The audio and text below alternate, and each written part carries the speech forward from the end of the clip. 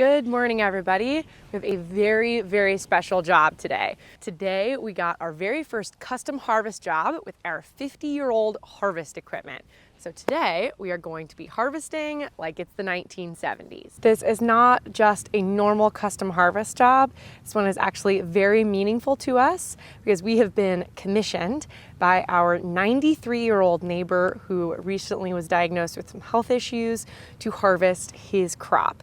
He planted this field behind us with a 2-row planter and unfortunately is not able to be here with it harvested. So Vern, this video is for you. We're going to be combining this corn with our 1972 John Deere 6600 with a 6-row corn head. We're going to be hauling the grain to town with our 1967 Chevy straight truck. And the go-between between the combine and the straight truck is our 1965 diesel 4020 with a big 12 grain cart hooked up to it. Before we get out there, I want to do a quick check over on all of our equipment to make sure everything's in good running order before we start.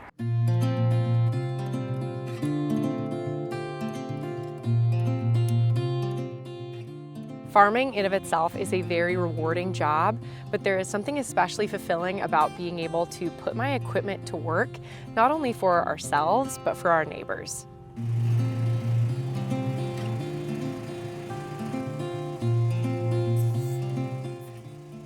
We're kind of isolated out here in the country. The only people we really have surrounding us are fellow farming neighbors, so it's really special to be a part of a community like that. No matter what happens, I know I'll have someone who will lend a hand in a time of need, whether I ask for it or not. It's a really hopeful feeling to have.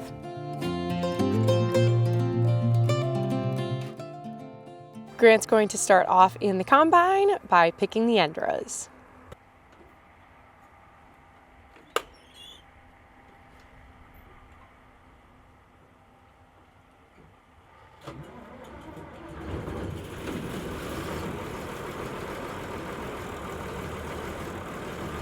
The old girl fires right up. I've seen and heard stories from throughout the generations of farmers pitching in and lending a helping hand when the situation calls for it.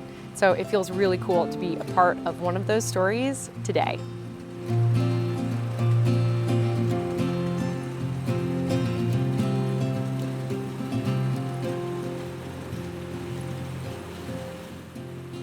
We all share a deep understanding of the kinds of challenges and trials, but also triumphs that come with every single day of being a farmer. At the end of the day, it's no crop left standing in the field, no farmer left alone. Whether you farm 20,000 acres, 2,000 acres, or 20 acres, all farmers were really in this thing together.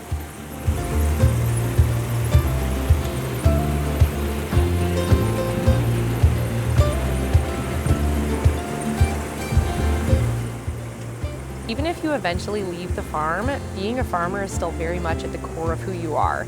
It's not really a job, it's definitely more of a way of life.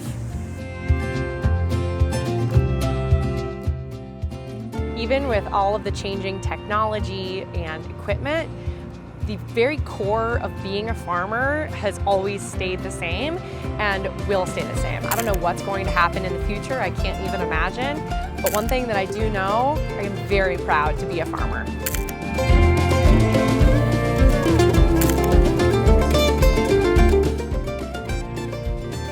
We've been going for a while and stopped just to make a little assessment.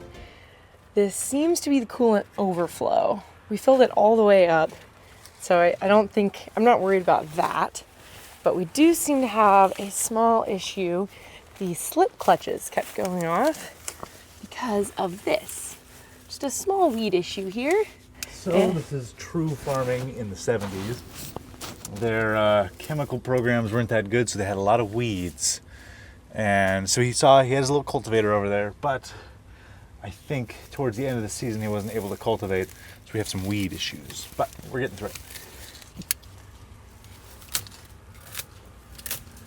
I'm okay with stopping for a while, letting everything cool off and cleaning the weeds out of the snap rollers, because those slip clutches, once they start going off, there is a small chance of them sparking, and it is still really dry out here. So I'd rather take my time, go slow, and not cause a fire.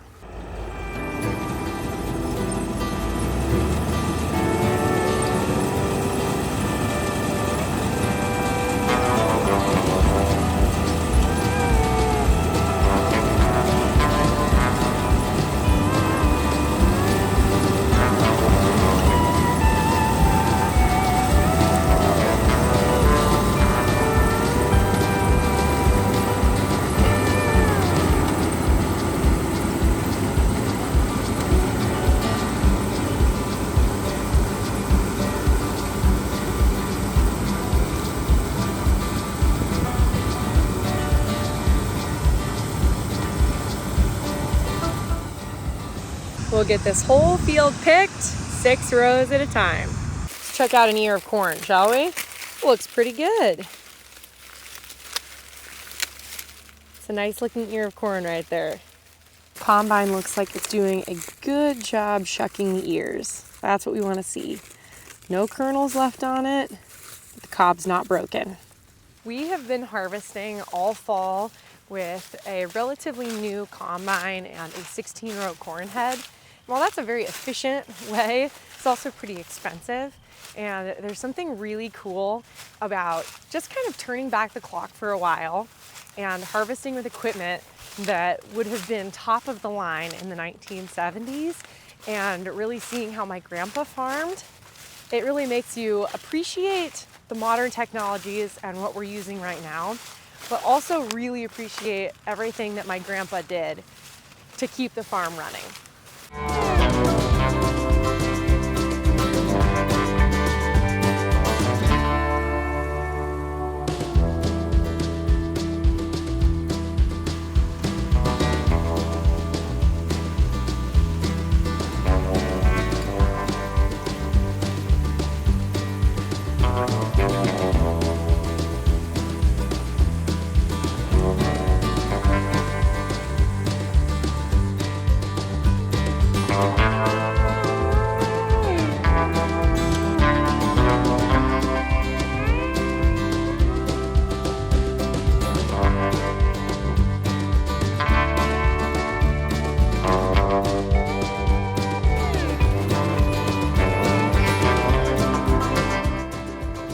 After doing a check behind the combine, we have decided that we need to tighten up the rotor a little bit before we continue going.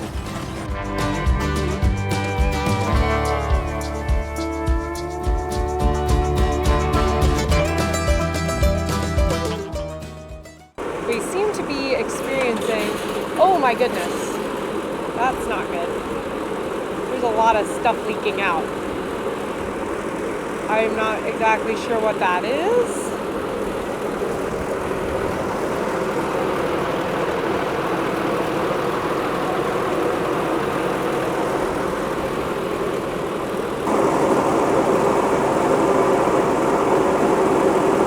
High pressure fuel pump is leaking? Yeah, the injection pump. Injection pump. Not good. That can't be good. Found our culprit. This came out of the top of the injection pump. And it's broke. That would definitely cause an issue. Yeah. Okay, so we've drilled out the bolt, and now we're trying to easy out. Very gently. Easy. I don't know if it's coming out or not.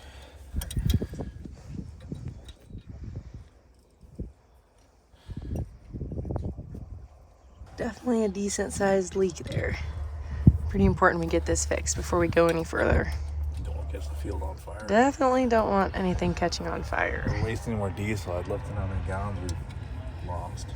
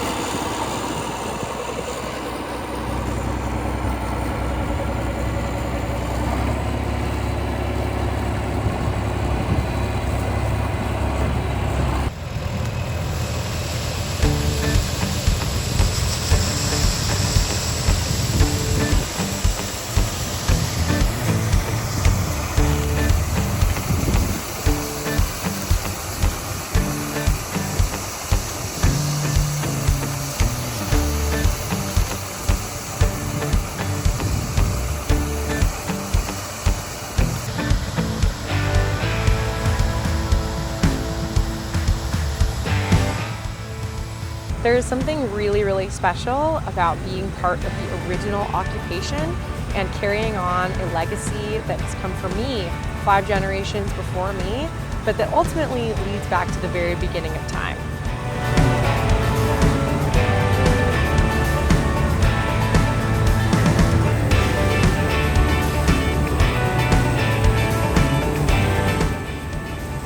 The farm is so much more than physical land, equipment, and buildings. It's really the legacy of all the generations that came before and are still yet to come.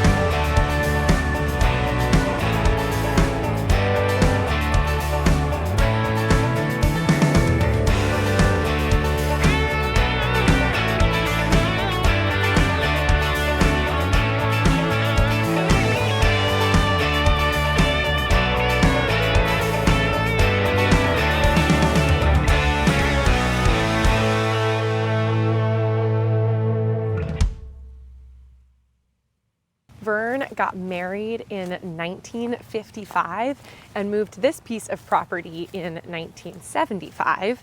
And at the age of 93, he decided it was time to start farming again after a small break. And we are looking at his crop right here. He has plans. After he harvests this, he'd like it to be all tilled up and prepared for planting for next year. Our goal is to do the best job we can harvesting for you, Vern, and getting everything ready for the spring.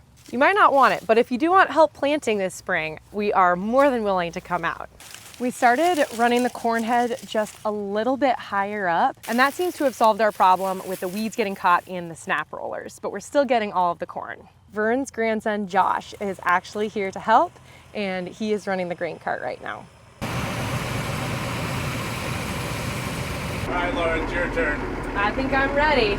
I'm actually pretty excited. This is only my second time harvesting in this combine. And I have to say the pressure is kind of on because this isn't my field. So I just want to do a really, really good job. Ready to start everything up?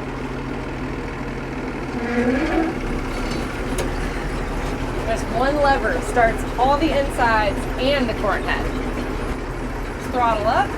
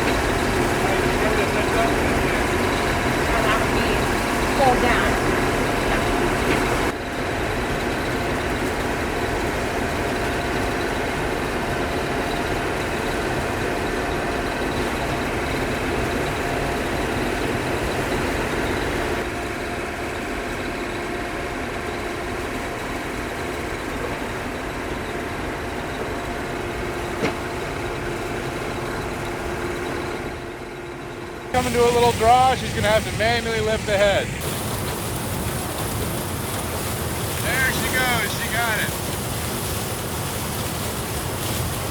Now back down.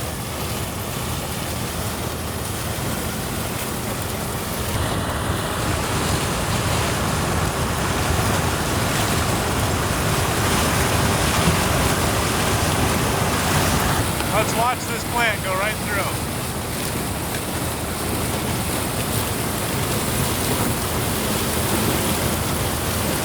All chopped up.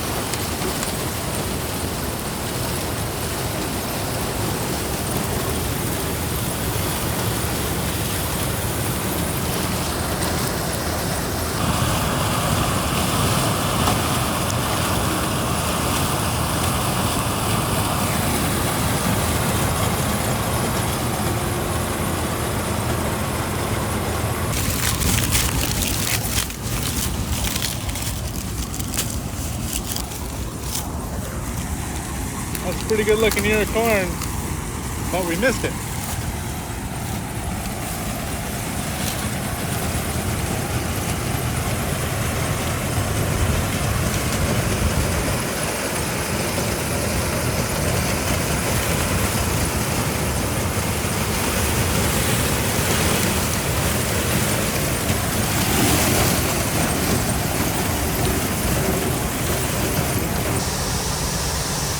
We have a full truckload of corn. It's time to haul it into town.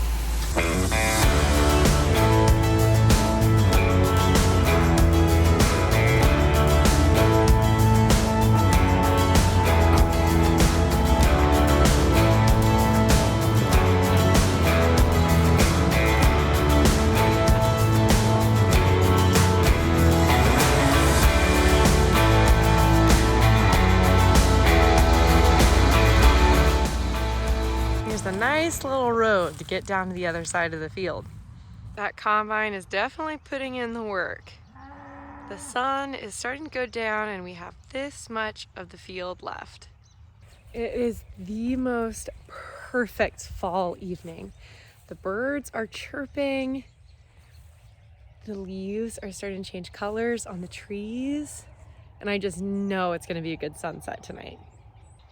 I imagine deer, birds, bunnies, foxes, coyotes, all really enjoying this area.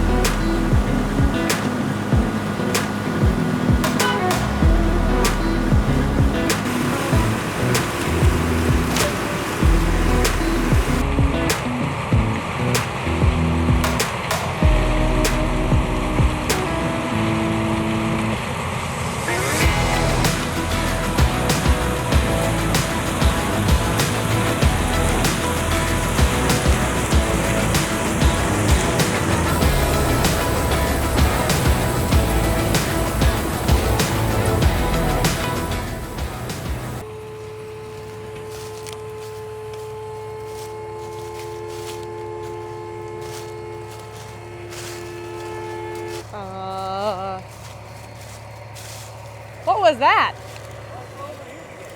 Oh no!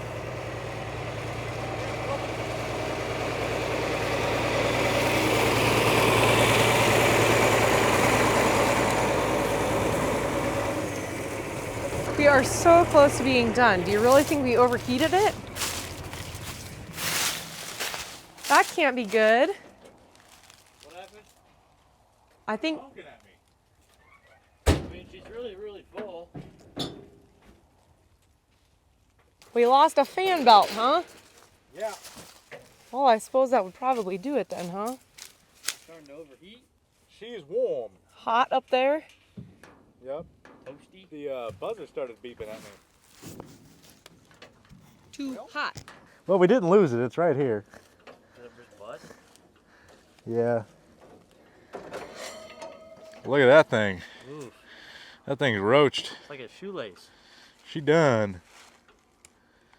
Well, that's about the easiest belt to go out around here. So, wonder, did it burn through? Kind of looks like it got burnt through. She's smoking. It's like a radiator got a leak. Everything's leaking around here. Everything. Well, we are done till we get a new one of those. So I think I figured out why this belt burned up. If you look at these pulleys, they are not Oh yeah, lined up. they're not aligned at all. So I Wow. wonder Whole width off of each other. if this It's warm over here. yeah. As you can see, these pulleys aren't lined up with everything, and so it was There's like a radiator. all Yeah, not good. boiling. Yeah, we got a little leak, but it's a little warm. It looks like our fuel fix held. It's not leaking anything. Looking good. Just get this belt fixed and hopefully we'll be on our way. Leaving it on the end of the field, I feel a little bit bad. I think that load was just a bit. Okay, you just A bit much. We still have numbers on the belt though, so we can just go get a new one. Okay. So hopefully just a trip to the auto parts store and we will be back in business.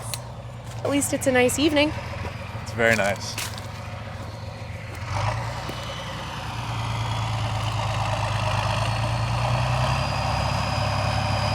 Here is the old belt that busted last night. And here is the new belt. Fresh and ready to be installed. And just a few minutes later, have our new belt on. Wasn't so bad, was it? Just a few minutes, huh? Yeah. The audience doesn't need to know. Very tight squeeze in there, but we got it. We just weave it around all the blades of the fan, and There's like all these linkages way back. Yeah, it's good now. They had this intricate system of belts to pulleys to belts again. I don't know why they didn't put the fan over here, but they must have had some idea of what they were doing. 'Cause I don't know why they would have done that. But anyway, it's working now. All that to say, new belt is on, and we can keep this engine cool and finish out the rest of our neighbor's harvest. Are you ready? Ready.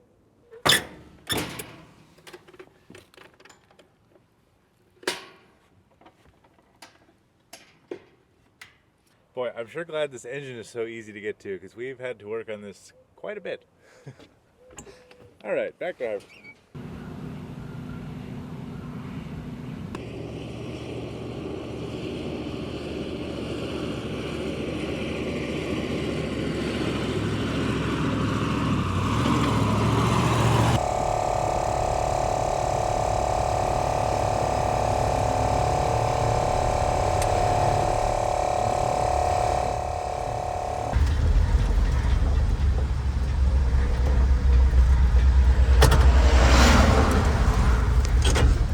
We're both trucking today, just on a little bit different scales. First, we pull up under the probe to test the grain quality. We weigh 25,000 pounds. We are dumping on the ground pile. I actually use straight trucks pretty often to kind of build a base. All of the regular trucks dump up here. The straight trucks provide a nice level base here, and also helps cover up all of the piping for the fans to bring air onto the ground pile.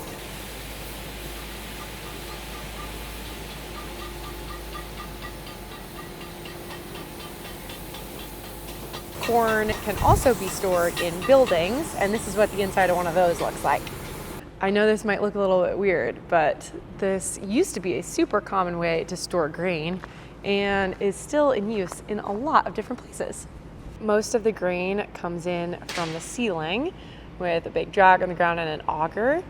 And under these piles of corn, there is buried tubing, and there's fans on the outside that keeps everything circulated in here.